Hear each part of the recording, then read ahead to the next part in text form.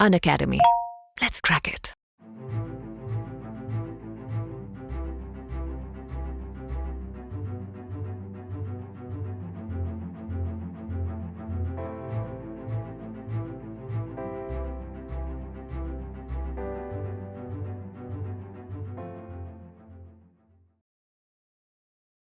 Hi students, in my previous lecture we were dealing with confessions and we saw that a confession to be made admissible must be free from the taint of inducement, threat or promise with respect to the charge, and also it must come from a person in authority.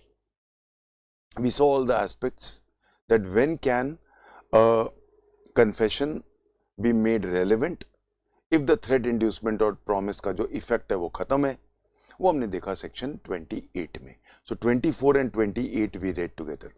We then came on to another aspect that confessions made before any police officer are inadmissible, that we covered in section 25.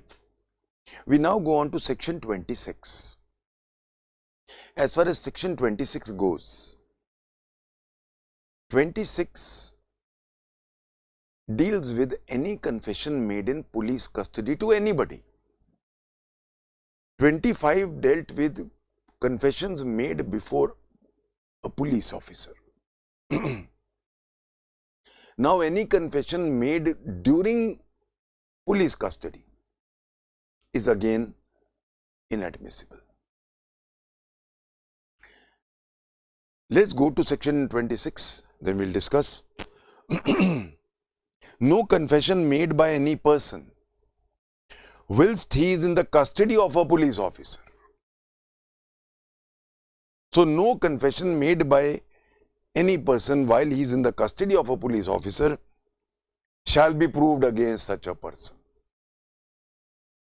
unless it be made in the presence of immediate presence of a magistrate. दो चीजें हैं, दो parts हैं. पहला part है कि कोई भी कन्फेशन जो एक एक्यूज ने किया है while he is in the custody of a police officer is not admissible. It is admissible in police custody only if it is made in front of a magistrate.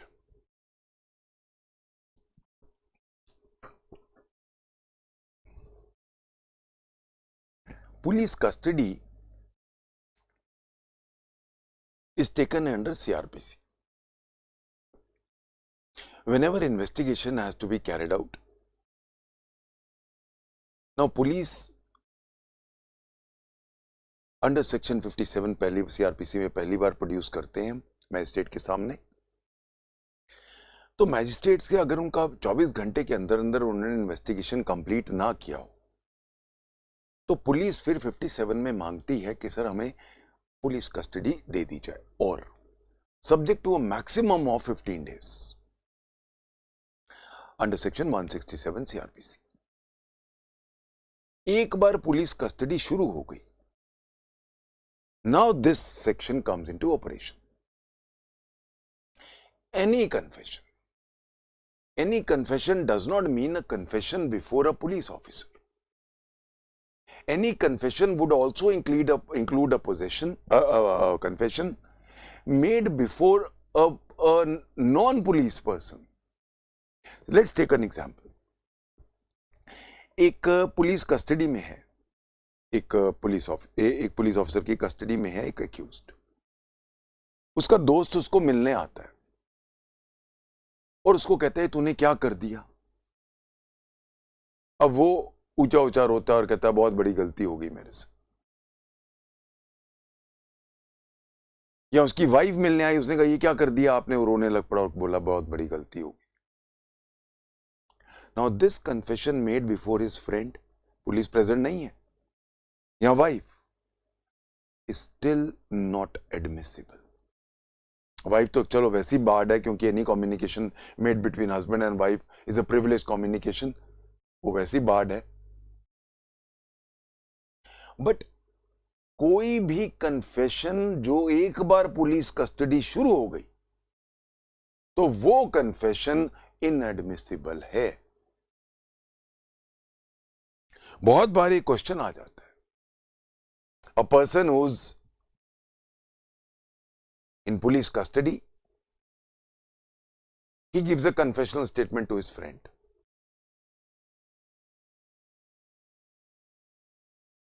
Is it relevant? It is not under inducement, threat or promise. It is not even under exhortation. It is a suo motu confession made by the accused under guilt. Guilty है वो, इसीलिए वो अपने wife के सामने या अपने, चलो वाइफ से तो मैंने बोला प्रिविलेज है, एक दोस्त के सामने रोता है और अब वो कहता है जी मेरे से तो गलती हो गई. Can this confession be used? The answer is no.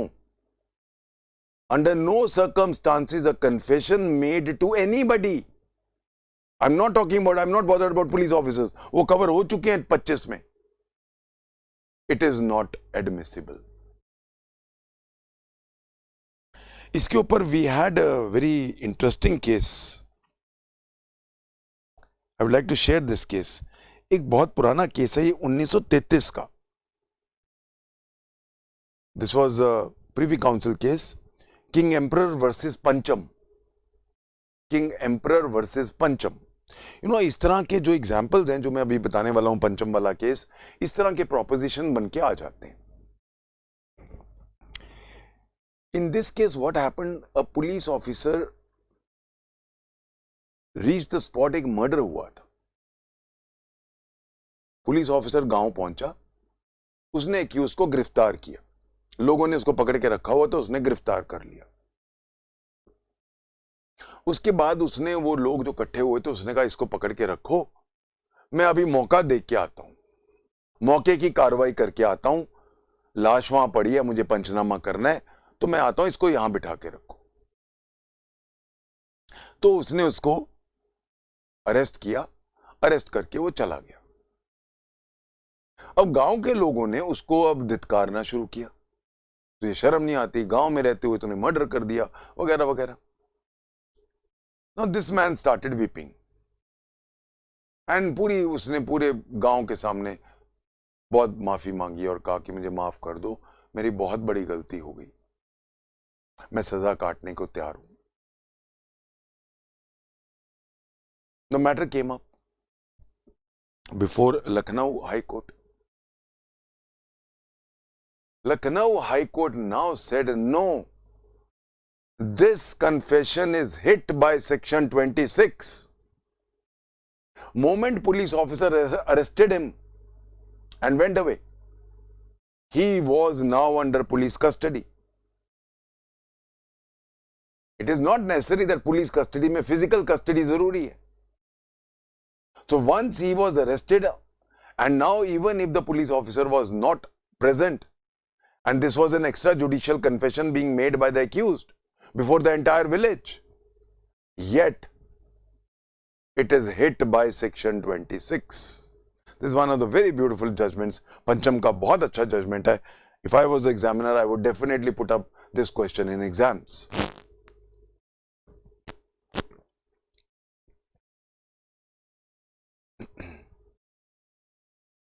So please remember, any confession made by an accused before any police officer at any point of time, or any confession made by the accused while he is in police custody, is hit.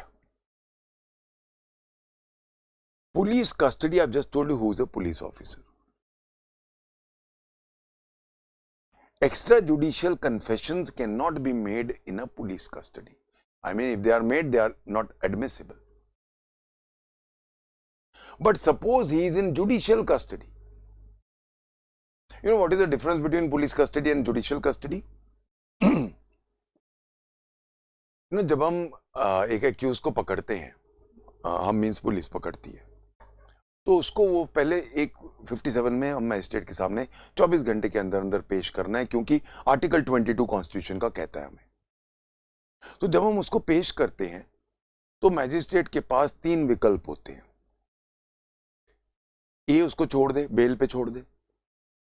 B, police के पास भेज दे कि अभी वो कहते हैं जब हमने और इन्वेस्टिगेट करना है तो उसको पुलिस कस्टडी दे दे, जो मैक्सिमम 15 दिन की हो सकती है, या फिर उसको जुडिशियल कस्टडी में भेज दे जो 15 दिन एट अ टाइम होती है because of section 309 CrPC. Judicial custody होती है जो हमारा होता है ना, जो स्टेट का जेल होता है, उसको हम जुडिशियल कस्टडी कहते हैं। जैसे चंडीगढ़ में हम कहते हैं बड़ा एल जेल। पुलिस कस्टडी थाने में होती है, जो हवालात कहते हैं। तो हवालात जो होती है वो होती है पुलिस कस्टडी। और जो हम जेल भेज देते हैं, जो थाने का सब जेल होता है, जो जेल्स होते हैं, बड़े जिले के जेल होते हैं, कारागृह जिसको हम कहते हैं, उनको हम जुडिशियल कस्टडी कहते हैं।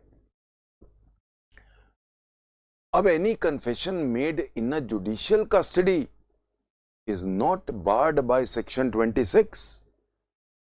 तो बाई चांस हम ये करते थे, मैं अपने कुछ राज नॉट ज्यादा नहीं बोल सकता हूं, पर कुछ एक दो राज में आई कैन ओपनली पब्लिकली से, कई बार क्या होता था, हमें पता होता था कि इस आदमी ने किया है और हमें ज्यादा पुलिस कस्टडी नहीं मिलती थी, 1-2 दिन की मिली, जुडिशियल कस्टडी हो जाती थी। तो हमारे कुछ लोग होते थे, अगर बाई चांस हम जानते हैं जुडिशियल कस्टडी में, तो हम उनको बोलते थे कि इससे किसी ना किसी तरह से कन्फेशन ले लो, एक्स्ट्रा जुडिशियल कन्फेशन ले लो।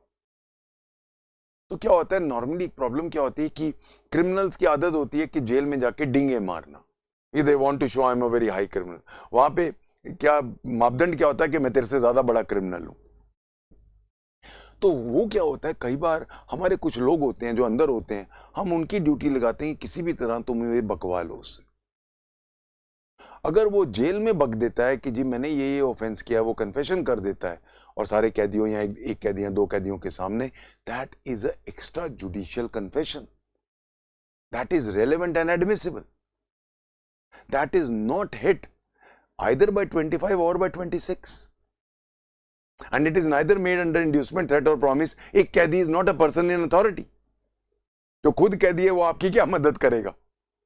इसीलिए कन्फेशंस इन जुडिशियल कस्टडी हमारा एक बहुत बड़ा हथियार होता है, अगर हम अंदर हमारा कोई आदमी है जो हमारे कॉन्फिडेंस का है। So I hope you are clear. The word police custody is most important here and not judicial custody or any other custody. इसके अंदर एक इसका एक्सेप्शन दिया हुआ है। एक्सेप्शन क्या है? That unless it is made before a magistrate,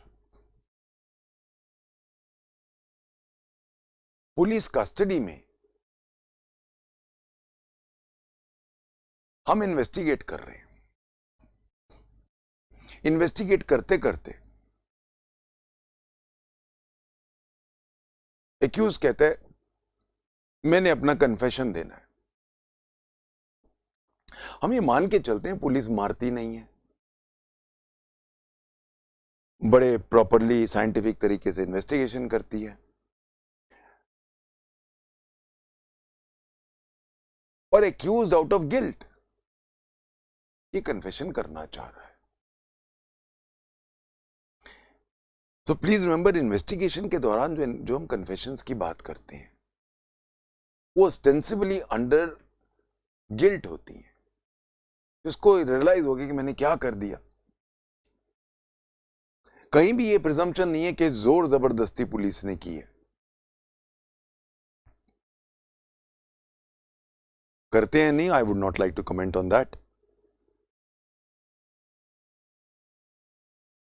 अब सपोज हमने उससे इन्वेस्टिगेशन कर रहे हैं और वो फिर अब कहता है कि सर मुझे कन्फेस करना है। Confession before a police officer is hit by 25। Confession to anybody else in police custody is hit by 26। वो करना चाह रहा है पर लॉ ने हमारे हाथ बांध दिए। उसका एक रास्ता निकाला है कि इन पुलिस कस्टडी वो अब मैजिस्ट्रेट के सामने कन्फेस कर सकता है, तब वो कन्फेशन एडमिसिबल है।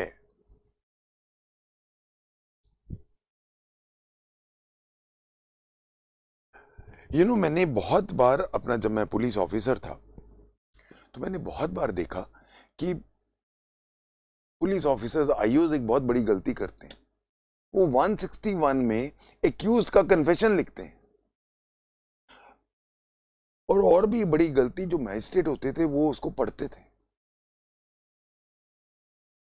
और कई बार तो, एक बार तो मैं I was appearing as a witness, magistrate साहब तो उसको बोल रहे थे कि तूने तो बयान भी दिया पुलिस को कि तूने कन्फेस किया।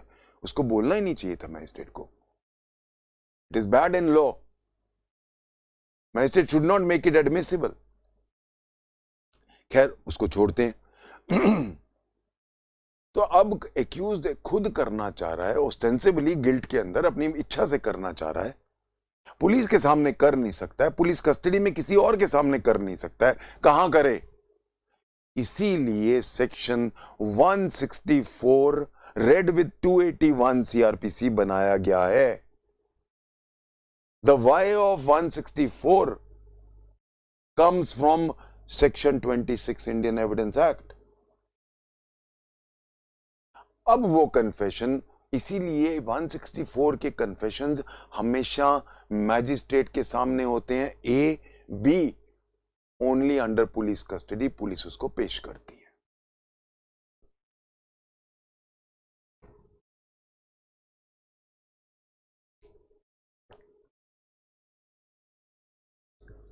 अब वो 164 का कन्फेशन एडमिसिबल है। जो ये 164 का कन्फेशन होता है, ये कॉन्क्लूसिव नहीं है, ये इवन सब्सटैंटिव एविडेंस भी नहीं है। क्यों? अभी ये पुलिस कस्टडी में है, पुलिस में पता नहीं क्या क्या उसको बोला हुआ है कि अगर तू ऐसा ना बोला तेरी फैमिली तो बाहर है।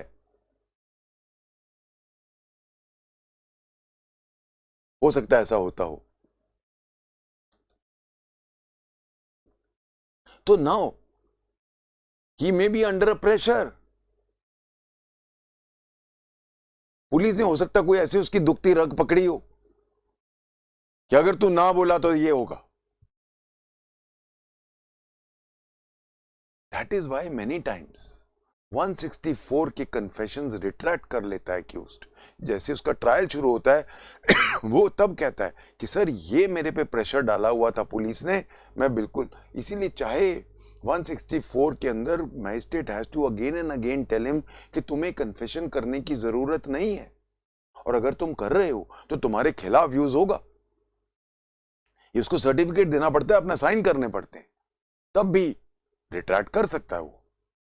तो रिट्रैक्ट जब करता है वो, तो अगर उसका रिट्रैक्शन का रीजन बड़ा जेन्युइन है तो फिर इसकी naturally it loses value, relevancy, इसकी प्रोबेटिव वैल्यू कम हो जाती है। एक बार वो दोबारा कन्फेशन करता है जब वो कोर्ट में, जब उसका ट्रायल चलता है। अब जो कन्फेशन है वो अंडर ओथ करता है कि तुमने जो 164 का किया था, क्या तुम आज भी उस पर स्टैंड करते हो? हाँ सर। तो जो मेरा 164 का स्टेटमेंट है, जो मेरा आज का कन्फेशन मैं कर रहा हूं कोर्ट में, उसको करॉबोरेट करता है। सो 164 का एविडेंस, जो कन्फेशनल एविडेंस जो मैजिस्ट्रेट रिकॉर्ड कर रहा है, वो हमेशा करॉबोरेटिव होता है ऑफ द एविडेंस जो एक्यूज, जो कन्फेशन एक्यूज ट्रायल के दौरान करता है, उसका करॉबोरेटिव एविडेंस बन जाता है। और अगर मैंने 164 में भी वही चीज कही है, कोर्ट के सामने ट्रायल में भी वही चीज कह रहा हूं, और अपने 313 में भी यही चीज मेंटेन कर रहा हूं, now conviction can be based only on these three things. इसके ऊपर सुप्रीम कोर्ट के हमारे पास जजमेंट्स हैं। I hope now everybody is clear कि 26 एविडेंस एक्ट क्यों लिखा गया और किस तरह से लिखा गया। So when I come to section 26, let's finish this section. It says no confession made by any person while is in the custody of a police officer unless it be made in the immediate presence of a magistrate under section 164 CRPC shall be proved as against such person। इसका explanation है, अब काफी पुराना है ये, अब explanation almost redundant हो गया। In this section magistrate does not include the head of a village discharging magisterial functions. पहले क्या होता था कि जहाँ पे पहले हमारी जो ग्राम पंचायत है वो काफी हद तक जुडिशरी का काम भी करती थी, खासकर जहाँ पे फोर्ट सेंट जॉर्ज के प्रेसिडेंसी में उन्होंने नेचुरली, क्योंकि रीजन था ना कि ये तो गोरे थे, अंग्रेज थे, इनको तो पता नहीं था हिंदू लॉ क्या है या क्या नहीं है, तो देवर जो भी govern by their own laws. तो उन्होंने क्या किया था, हमारा जो ग्रास रूट लेवल जुडिशरी हमने तैयार की हुई थी उन्होंने, तो वो उसमें एक मैजिस्ट्रेट लेवल हो जाता था जो सरपंच होता था। अब उसके अंदर जो मैजिस्ट्रेट कन्फेशन ले रहा है, उसके अंदर ऐसे विलेज हेडमैन जिनको मैजिस्ट्रेट का हमने रुतबा दिया हुआ था, वो मैजिस्ट्रेट के डेफिनेशन में नहीं आते। Let's go to the explanation. In this section, magistrate does not include the head of a village discharging magisterial functions in the presidency of Fort St. George or elsewhere, unless such headman is a magistrate exercising powers of a magistrate under CRPC. तो वो सिर्फ magistrate जो CrPC के अंदर magistrate माना जाएगा वही magistrate है, और कोई डीम्ड मैजिस्ट्रेट जो हैं वो कन्फेशन लेने में सक्षम नहीं है सेक्शन 26 में। I hope everybody is now clear about section 26. Okay. Now that we are clear about section 26, I am coming to a very, very important section, section 27. Let's go to section 27.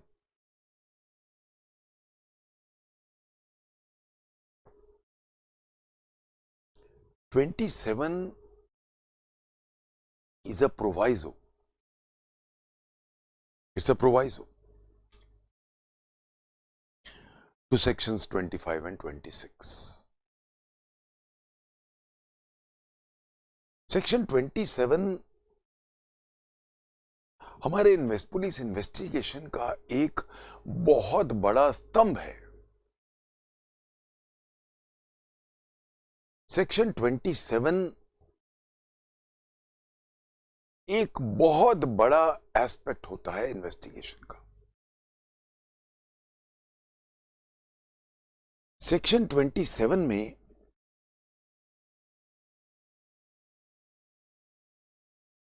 Discovery of a fact है।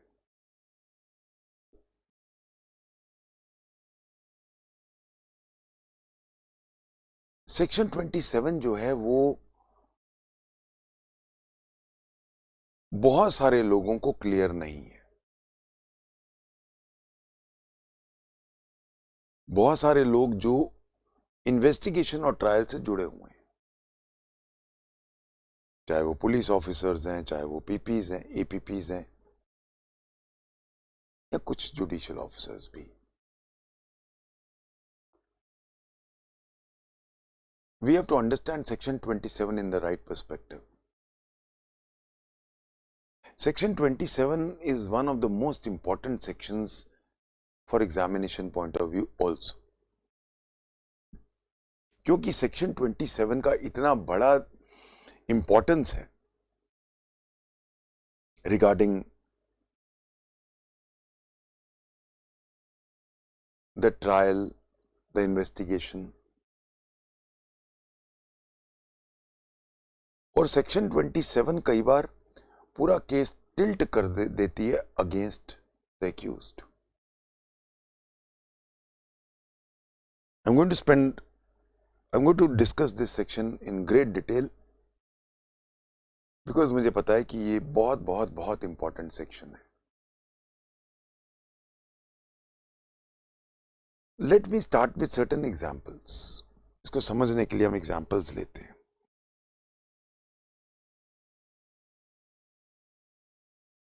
एक चोर हमने पकड़ा है,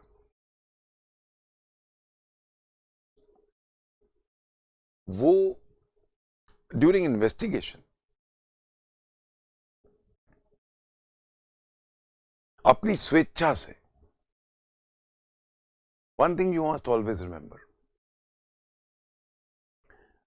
कोई भी अगर हम डिस्कवरी करते हैं तो हम ये मान के चलते हैं कि एक्यूज अपनी मर्जी से बता रहा है।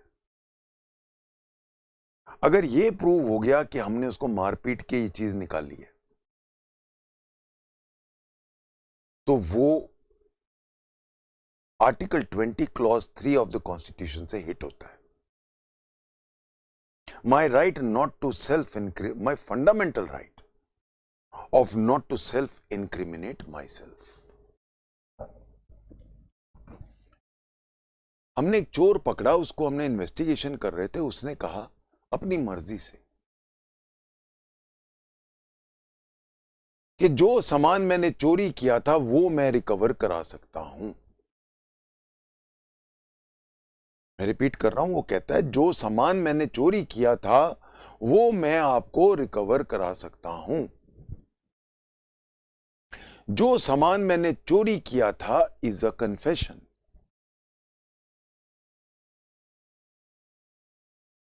इस पूरे स्टेटमेंट को हम दो पार्ट्स में डिवाइड करेंगे। जो सामान मैंने चोरी किया था, बी सामान आपको रिकवर करा सकता हूं, कोई सामान आपको रिकवर करा सकता हूं। जो पहला पार्ट है कि जो मैंने सामान चोरी किया था, that is confessional in nature being made to a police officer, that is hit by section 25। वो एडमिसिबल नहीं है।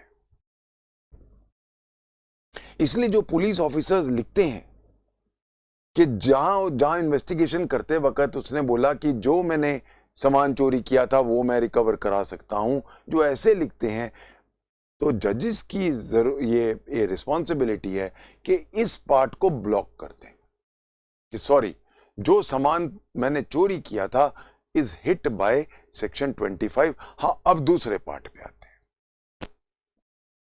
मैं आपको कुछ सामान रिकवर करा सकता हूं। जब मैं कहता हूं कुछ सामान रिकवर करा सकता हूं, तो इसका मतलब क्या होता है कि वो सामान मैंने ऐसी जगह छुपाया है जहां पे ऑर्डिनरी लोग नहीं आते या ऑर्डिनरी लोगों की नजर से छुपा हुआ है। तो ये मेरा सामान जो है ये ऑर्डिनरी लोगों की नजर से बचा हुआ है, छुपा हुआ है, सिर्फ मुझे पता है। अगर ये सामान ओपन में पड़ा है तो डिस्कवरी क्या है? फिर डिस्कवरी का मतलब क्या होता है? जो किसी को नहीं पता वो मैं बताऊंगा, जो सबको पता है वो फिर डिस्कवरी क्या है? वो सो वर्ड डिस्कवरी है, इंपॉर्टेंट है इसमें। सो जहां मैं कहता हूं मेरी प्लेस ऑफ हाइडिंग जी सड़क पे है, 1000 लोग वहां से जा रहे हैं और ओपन में पड़ी है, इज इट अ डिस्कवरी? किसी ने भी रख दिया होगा वहां। तो अब वो जो चोरी का सामान रिकवर, अब पहला पॉइंट, जो सामान मैंने चोरी किया है is hit by the 25, not relevant, not admissible.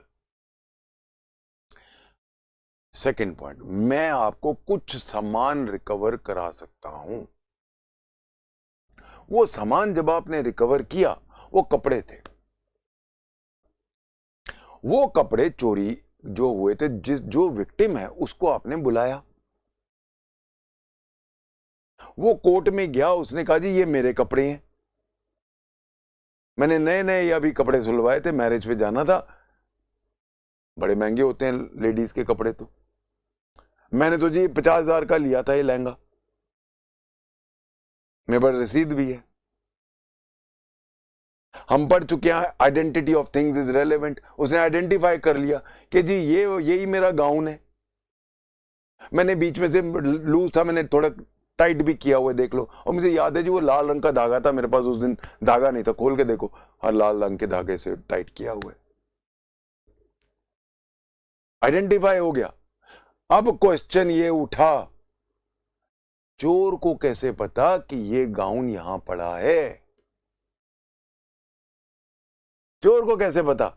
Gown उसका, वो कह रही है कि मेरा गाउन चोरी हो गया है, चोर आपको ले गया एक तहखाने में, वहां से जाके निकाल के ले आया, उसको कैसे पता चला कि गाउन वहां है? अब चोर, गाउन और विक्टिम मैच हो गए। Now this becomes a relevant fact, admissible fact against this thief, चोर. एक और एग्जाम्पल लेते हैं. A is charged with the murder of B. A during police investigation कहता है, वो चाकू जिससे मैंने बी का मर्डर किया एक भूसे के ढेर में से आपको मैं रिकवर करा सकता हूं. एक भूसे के ढेर में आपको वो चाकू रिकवर करा सकता हूं. अब इस स्टेटमेंट के दो पार्ट्स हैं. वो चाकू जिससे मैंने बी का मर्डर किया is a confessional part of this statement. This is hit by section 25. Not relevant, not admissible.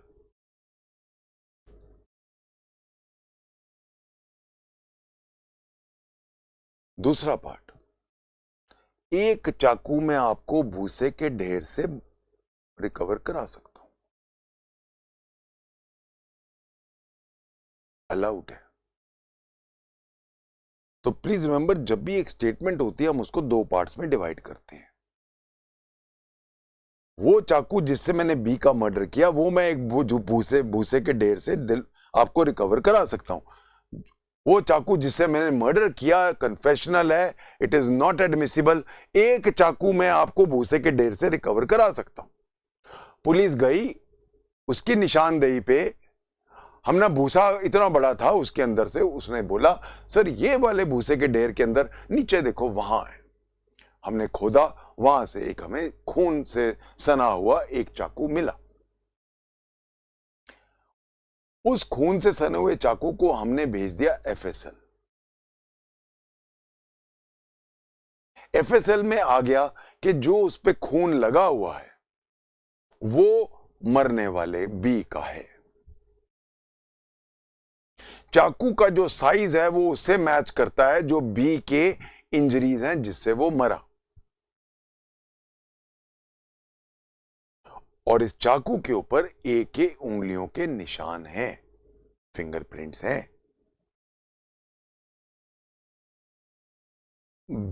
ए को कैसे पता चला कि वो चाकू वहां है?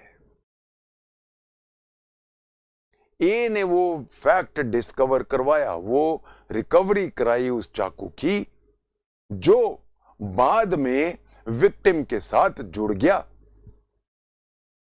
ए को कैसे पता चला कि उस भूसे के ढेर में एक चाकू है जिसके ऊपर उसकी उंगलियों के निशान मिले बाद में, जिसके ऊपर जो ब्लड था वो विक्टिम के ब्लड ग्रुप से मैच कर गया. ए को कैसे पता चला चाकू वहां है? A now gets connected with the चाकू. चाकू gets connected with the victim. A gets connected with the victim. ये कहानी पूरी हो गई.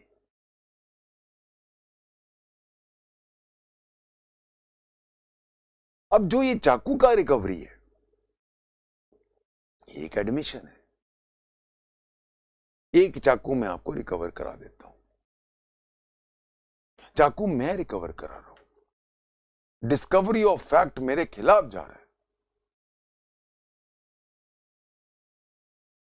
क्या यह अलाउ किया जा सकता है?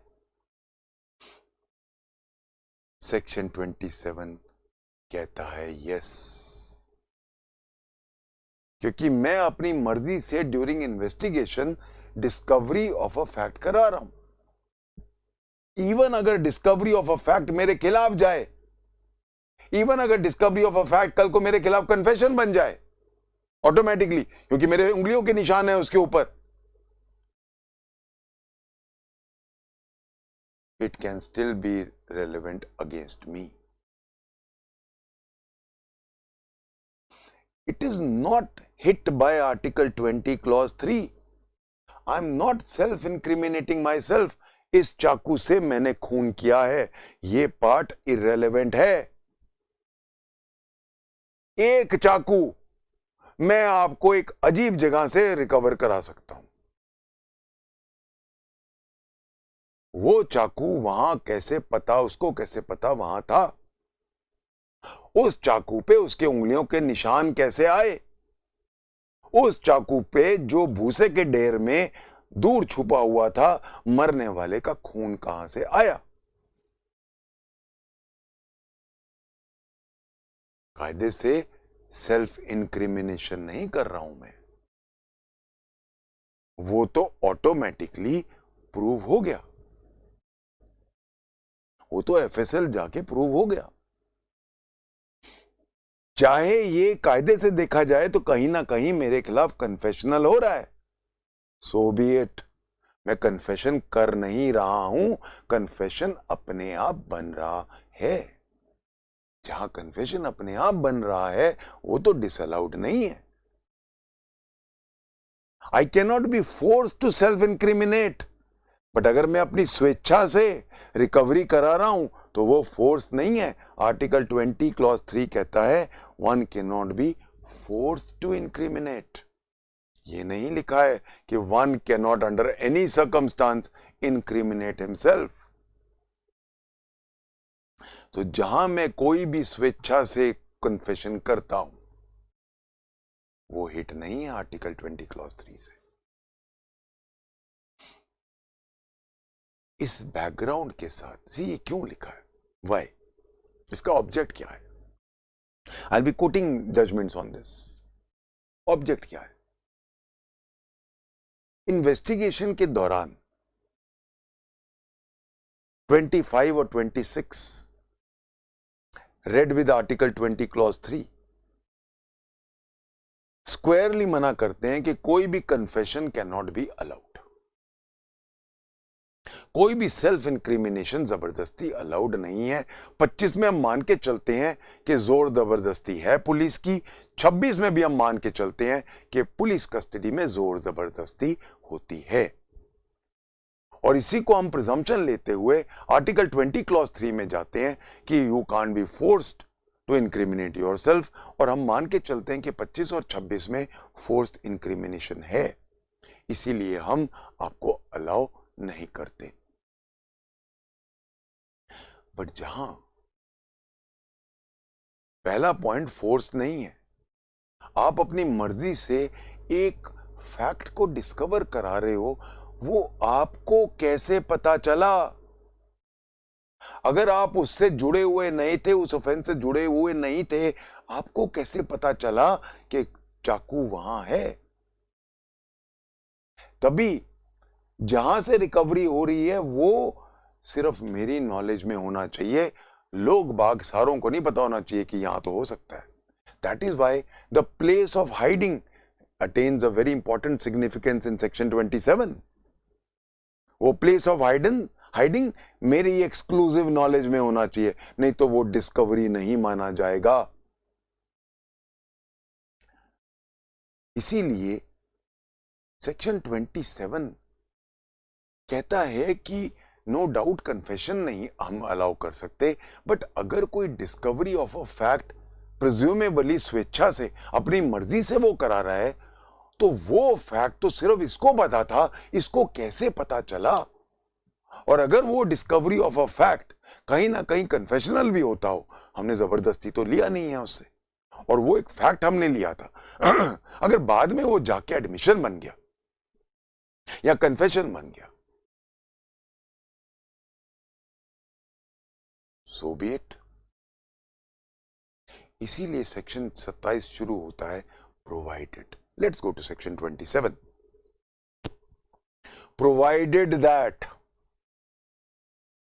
शुरू ही प्रोवाइडेड दैट, किस चीज का प्रोवाइजो है?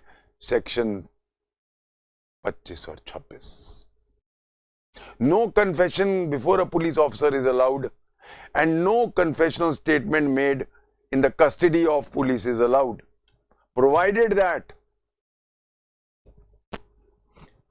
when any fact is deposed to as discovered in consequence of information received from a person accused of any offense in the custody of a police officer, then so much of such information whether it amounts to confession or not, as relates distinctly to the fact thereby discovered, may be proved. दोबारा पढ़ते हैं, तोड़ तोड़ के पढ़ते हैं. Provided that, as I told you, on this I have the Supreme Court, A. Nageshiya versus State of Bihar, 1966 Supreme Court. This section is an exception to section 25 and 26. This section controls sections 25 and 26. In this section, provided that not a confession, please remember, confession under no circumstances is allowed, either in 25 or 26. Provided that अगर कोई fact is deposed to as discovered, अब अगर police deposition देती है court में कि ये हमने चाकू डिस्कवर किया है इन कॉन्सिक्वेंस ऑफ इंफॉर्मेशन, जो इंफॉर्मेशन हमें एक्यूज ने दी ड्यूरिंग इन्वेस्टिगेशन, अपनी स्वेच्छा से, प्रिज्यूमेबली अपनी मर्जी से, कोई इंड्यूसमेंट, थ्रेट या प्रॉमिस नहीं था, तो अपनी मर्जी से जो एक्यूज ने इंफॉर्मेशन दी हमें और उसके फलस्वरूप हमने एक फैक्ट को डिस्कवर किया और वो एक्यूज हमारी पुलिस कस्टडी में था, then receipt from a person accused of any offense in the custody of a police officer. So please remember, there can be no 27 discovery if he is not in the custody of a police officer. यहां पे मैं थोड़ा सा elaborate करना चाहूंगा. एक बार मैं I was as I told you, I was ASP under training. वो जो मैंने आपको बताया था ना, वो आया था आदमी मर्डर करके सीधा मेरे पास आ गया कि तू यहाँ SHO है, चल मेरा FIR लिख ले, और ये रही वो गन जिससे मैंने मर्डर किया. It was not discovery of a fact. सीधा आया कि मैंने मर्डर किया और ये ले पकड़ वो गन जिससे मैंने मर्डर किया. There was no discovery. वो खुद ही ला रहा है, ये लो जी पकड़ो. वो 27 में नहीं आती. क्यों? अभी तक वो मेरी कस्टडी में नहीं है. वो सीधा आया, मैं अपने थाने में काम कर रहा हूं, अपनी कुर्सी पे बैठा हूं, एक आदमी मेरे सामने खड़ा आ जाता है, सर मैं मर्डर करके आया हूं, ये लो पकड़ो वो गन, इससे मैंने मर्डर किया. ना वो मेरी पुलिस कस्टडी में है, ना ही कोई डिस्कवरी हो रही है. डिस्कवरी अपॉन इंफॉर्मेशन, दोबारा वो वापस, discovered in consequence of information. यहां तो सीधा डिस्कवरी हो रही है. सीधा डिस्कवरी भी क्या दे रहा है, वो खुद दे रहा है. मैं कुछ डिस्कवर नहीं कर रहा हूं, वो सीधा आके कहता है जी ये लो मर्डर करके आया हूं, ये पकड़ो. There is no discovery on basis of any information. दो चीजों से हिट हो रहा है. पहला, he is not in police custody, अभी तक मैंने उसको गिरफ्तार नहीं किया. दूसरा, it is not a discovery following any information which was given by the accused in my custody, ostensibly during investigation. ये बहुत बारीक चीज है, इसको बहुत ध्यान से सुनना. इसका मतलब है 27 की रिकवरी एडमिसिबल होने के लिए क्या होना चाहिए? Person should be accused of an offense, he should be in police custody, he has given some information and on the base of that information I have discovered a fact. तब use हो सकता है, even अगर वो fact confessional हो तब भी.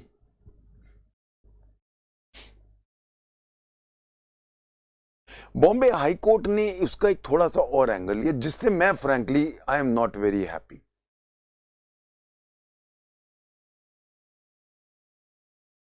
वो कहता है, बॉम्बे हाई कोर्ट क्या कहता है, जैसे ही कोई मर्डर करके आया मेरे पास, एफआईआर लिखवाई, मैंने अरेस्ट नहीं किया, पर क्या मैं उसको थाने से अब जाने दूंगा?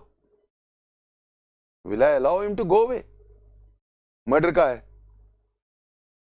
अरेस्ट बाद में होता रहेगा। सबसे पहले मैं क्या कहूंगा संतरी को, दरवाजे बंद कर दे, भागना जाए ये कहीं। तो Bombay high court used a term deemed custody. I would like to share this judgement.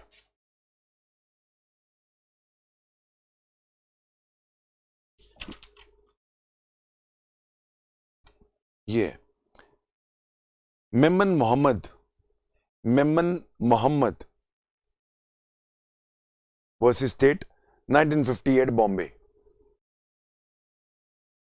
यहां पे बॉम्बे हाई कोर्ट ने कहा है, where a person goes to a police officer and makes a statement which shows that an offense has been committed by him. He accuses himself, and though he is formally not arrested, since he is not free to move out after the disclosure of the information to the police, he may be deemed to be in custody of the police within the meaning of this section. यानी कि Bombay high court कहता है कि हम इसको deemed custody मान सकते हैं। With all due regards to this 1958 judgment,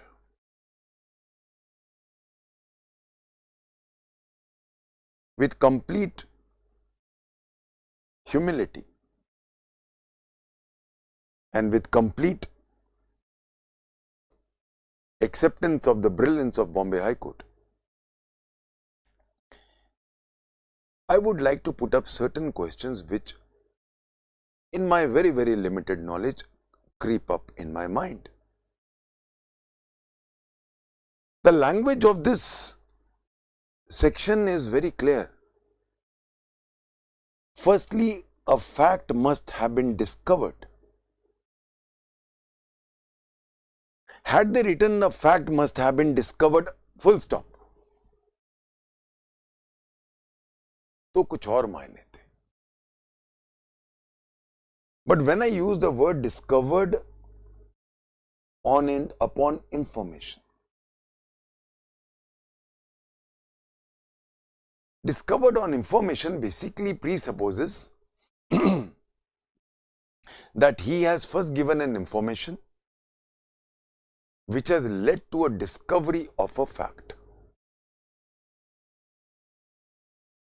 So, Bombay High Court, the Honorable Bombay High Court has held that the fact that he came to the police and informed that I have committed murder with this gun, it means discovery on information. But then the second part is that received from a person accused of any offense, चलो वो खुद मान रहा है मैं accused हूं, in police custody. In police custody को यहां पे अगर हम बॉम्बे हाई कोर्ट को माने तो वो कहते हैं police custody can be taken as a deemed police custody, because चाहे मैंने उसको फॉर्मली अपनी कस्टडी में नहीं लिया, मैं उसको जाने थोड़ा देने वाला हूं, तो इसीलिए हम उसको डीम्ड कस्टडी मान सकते हैं. I have, with all humility, I say, I have serious reservations on this. The reason being that I have to take police custody from the point of view of Section 57 CRPC also. That first I arrest him, and my custody starts from the point of arrest. If I was to take this very view,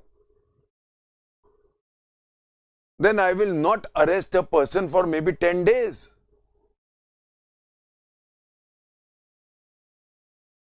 I will say he's in deemed custody. खत्म कहानी. Arrest बाद में दिखा देता, मेरी deemed custody चल रही है. I am opening a lacuna. I am opening a whole Pandora's box of problems.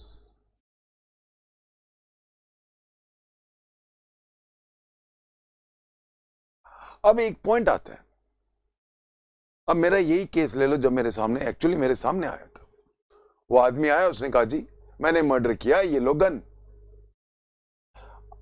मैंने मर्डर किया is hit by section 25. That part of the confessional FIR is useless except as conduct under section 8. मैंने murder किया है और वो gun ये है.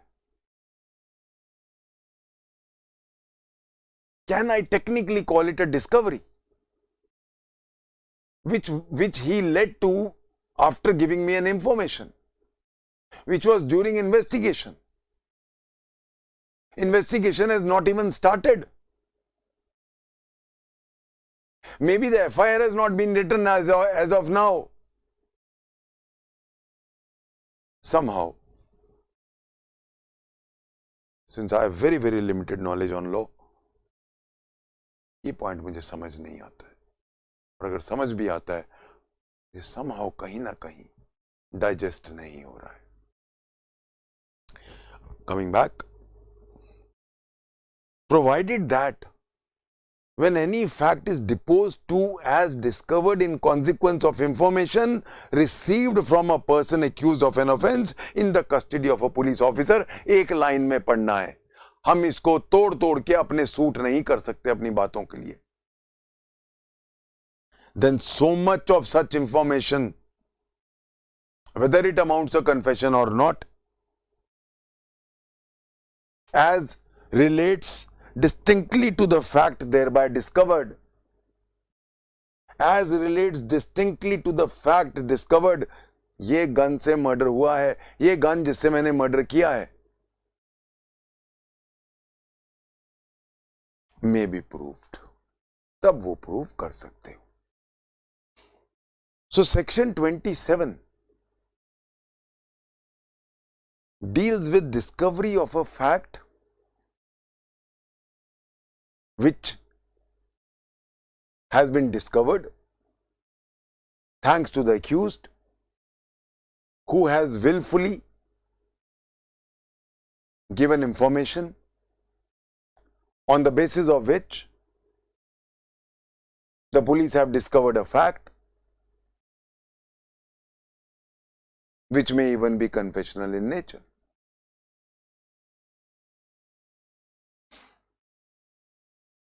Now, you know,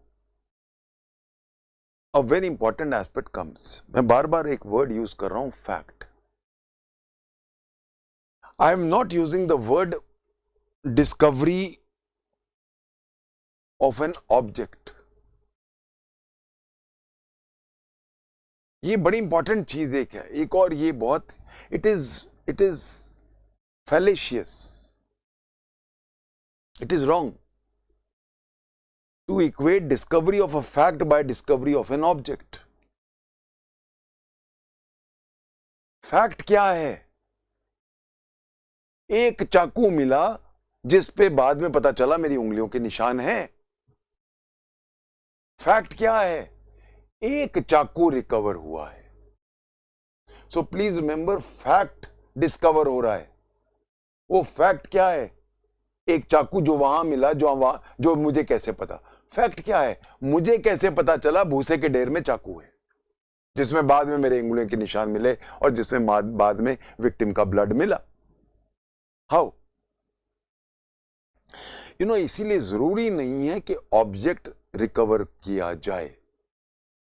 बहुत सारे जुडिशियल ऑफिसर्स, जब मैं प्रैक्टिस कर रहा, मैं आई नोटिस बहुत सारे जुडिशियल ऑफिसर्स ये गलती करते हैं. वो कहते हैं की चीज रिकवर कितनी, दिखाओ की रिकवर कितना. नो, चीज नहीं लिखा है कहीं, फैक्ट डिस्कवर हो रहा है. फैक्ट क्या है? वो चाकू वहां कैसे पता चला इसको वहां है? एक चाकू यहां पड़ा है, भूसे के ढेर में चाकू थोड़ा ना होते हैं, इसको कैसे पता चला? ये फैक्ट। तो इट इज नॉट नेसेसरी कि कोई चीज रिकवर हो। I will give you an example, real life example of my police days. एक लड़का था जो उन दिनों में डर पिक्चर आई थी, वो पता नहीं शाहरुख खान या पत्नी सलमान, जिसकी भी है, तो वो उसको वहां से कोई प्रेरणा मिल गई होगी, तो उसने एक लड़की को फोन करना शुरू किया बेचारी को, वैसे ही। और उस टाइम पे मोबाइल्स बहुत नए नए थे, तो इतने बहुत एक्सपेंसिव होते थे, एवरीबडी कुड अफोर्ड। तो उस टाइम पे वो होते थे क्या कहते हैं, वो जो होते हैं ना एसटीडी बूथ होते थे, बहुत बूथ होते थे, एक मोहल्ले में 5-6 बूथ होते थे, हर जगह जगह पे छोटे छोटे बूथ, एसटीडी बूथ्स होते थे, उसका नाम एसटीडी एंड पीसीओ ये लिखा होता था। तो वहां पे एक लड़की को फोन आता था घर पे, और वो बिल्कुल डर की तरह ना, वो जैसे लड़के डराते हैं वो डराते, वो बिल्कुल बेचारी बुरी तरह डर गई। 300 कॉल आने शुरू हो गए एक दिन में, पेरेंट्स भी डर गए। वो आ गए मेरे पास, उन्होंने बोला सर ऐसे ऐसे आ रहा है, लेट्स। तो मैंने कहा लड़की का ट्रेस करो, तो हमने फोन ट्रेस किया, लैंडलाइन होते थे उस टाइम, तो लैंडलाइन हमने ट्रेस किया, एक एसटीडी बूथ से आता था। हमने वो एसटीडी बूथ वाले को पूछा कि कौन आता है, उसकी निशानदेही पे हमने वो लड़का पकड़ लिया। Now you know how did we connect, कि हमने एक्यूज को पकड़ा। मैं थोड़ा उल्टा जा रहा हूं, हमने कर पहले उल्टा लिया था, बट अगर हम टेक्निकली जाते तो हम कैसे करते? हमने एक्यूज को शक पे पकड़ लिया, हमने एक्यूज को पकड़ के उसके पूछताछ की। अपनी स्वेच्छा से उसने बताया कि मैं वो टेलीफोन बूथ जिससे मैं उस लड़की को तंग करता था, जिससे मैं वहां से 300 कॉल करता था, वहां मैं आपको लेके जा सकता हूं।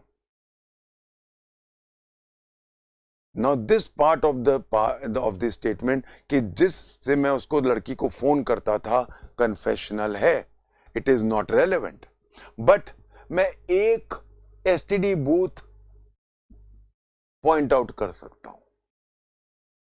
Now he pointed out to a STD booth, और वहां जाके जब हमने चेक किया तो पता चला कि उस बूथ से 300 फोन कॉल गए थे। अब 27 में रिकवरी है।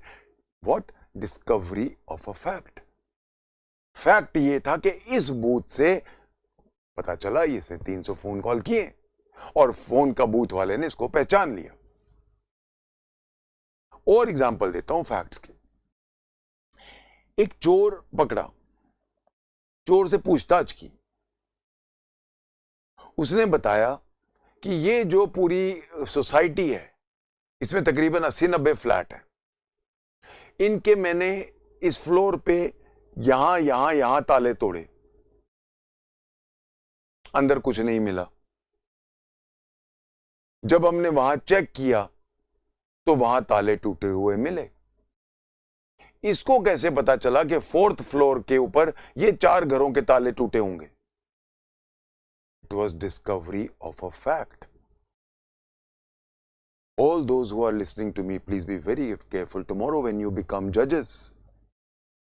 क्योंकि जब मैं कोर्ट में जाता था तो ये गलती मैं देखता था, जुडिशियल ऑफिसर आम आईओ से पूछते हैं रिकवरी की कितनी, कौन सा ऑब्जेक्ट रिकवर किया? There is no need for recovery of an object. If object happens to be a form of a fact, fine, then it's okay. But we are here talking about recovery of, not recovery of an object, but discovery of a fact. So please remember, we are not at all talking about a recovery. We are talking about a discovery. तो recovery of a object नहीं है। तो जब भी मैं कहता हूं कि चाकू रिकवर हुआ, वो चाकू की recovery is itself a discovery of a fact. तो basically we should always be understanding it is discovery of a fact which has been discovered because of the special information which only the accused knew, because the discovery of the fact was at a place which only the accused knows. How did he know? And that is what connects him, though it is confessional, though it may be used against him tomorrow. But then it is relevant and admissible. Section 162 CrPC जब हम जाते हैं, I am run out of time, मैं फटाफट ये खत्म कर लूं पॉइंट, तब आगे अगली बार लेंगे, यहीं से शुरू करेंगे। 162 सीआरपीसी क्या कहता है कि any statements made during police investigation can not be used to corroborate, वो सिर्फ कॉन्ट्राडिक्ट करने के काम आती हैं। वो हम सीआरपीसी में पढ़ेंगे। वहां पे क्लियरली लिखा है कि जो 27 एविडेंस की जो डिस्कवरी ऑफ फैक्ट है वो 162 से हिट नहीं होता, that is not hit by 162। ये क्यों है? वाई? अगर ये ना होता तो हम जो रिकवरीज करनी थी वो कैसे करते? पुलिस में हमारे हाथ बंधे हुए हैं। 161 का स्टेटमेंट सिर्फ कॉन्ट्रडिक्शन के लिए यूज किया जा सकता है, corroboration के लिए नहीं किया जा सकता। सीआरपीसी में कन्फेशन अलाउड नहीं है, 25 ने हाथ बांध दिए। पुलिस कस्टडी में कोई कन्फेशन अलाउड नहीं है, 26 ने हाथ बांध दिए। अब हमने कुछ रिकवर करना है तो वो रिकवरी जो है वो हम प्रूव ही नहीं कर सकते। हमने चाकू रिकवर कर लिया, खून के कपड़े रिकवर कर लिए, चोरी का माल भी रिकवर कर लिया, 1000 चीजें रिकवर कर रहे हैं, तो उस रिकवरी को हम कहां दिखाएं? वो सारे कन्फेशन में चले जाएंगे। वो recovery of any such thing, discovery of any fact, वो सारा कहेंगे जी ये तो कन्फेशनल है, सॉरी इसको यूज नहीं कर सकते। तो कोई भी केस प्रूव कैसे होगा? मर्डर हुआ था, चोरी का मर्डर का वेपन रिकवर किया, नहीं जी वो तो हिट है जी। तो हमें एक विंडो चाहिए थी। अगर ये 27 की विंडो ना होती, कोई केस प्रॉपरली चलान नहीं कर पाते हम, क्योंकि सारा लॉ हम देख रहे हैं कि एक्यूज के एंगल से लिखा हुआ है। जूरिस्प्रूडेंस भी एक्यूज के फेवर में है, is a presumption of innocence. 161 इस चीज को मानता है। 161 सीआरपीसी में जितने आप बयान लेते हो, जितने भी स्टेटमेंट्स लेते हो, वो कहीं corroborate ये नहीं कह सकते सर मैंने 161 में भी यही कहा था, आज मैं कोर्ट के सामने भी ये कह रहा हूं, ये तो चीज प्रूव हो गई। नहीं, prove it can not B use. कोई भी स्टेटमेंट पुलिस इन्वेस्टिगेशन का आप यूज नहीं कर सकते फॉर corroboration, सिर्फ कॉन्ट्रडिक्शन कि तूने पहले ये कहा था, आज ये कहा है, वहां सच बोल रहा था कि यहां सच बोल रहा था, तुम्हारे बीच में विरोधाभास है, देयर इज अ कॉन्ट्रडिक्शन ना, वो है। तो सारा कुछ तो आप contradiction, there is no confession allowed, there is no confession allowed either in 25, 26। अब ये जो चीजें रिकवर कर रहे हैं ये कन्फेशनल होनी है, ये मेरे खिलाफ जाएंगी। जहां मैं खून का कोई अपना चाकू रिकवर करा रहा हूं, अपनी गन रिकवर करा रहा हूं, मेरे खून से सने कपड़े रिकवर करा रहा हूं, मेरे चोरी का माल रिकवर करा रहा हूं, वो सारा मेरे खिलाफ जाने वाला है। तो उसको मुझे कहीं तो विंडो चाहिए, वो विंडो है section 27। I think I have to stop here, I take it up from here next time. हम 27 से ही शुरू करेंगे। इसको ध्यान से सुनना, बिकॉज ये चीजें कहीं किताबों में नहीं लिखी हैं, ये बिहेवियरल है, और I hope everybody is understood that. Will take it up from here next time. Thank you, God bless.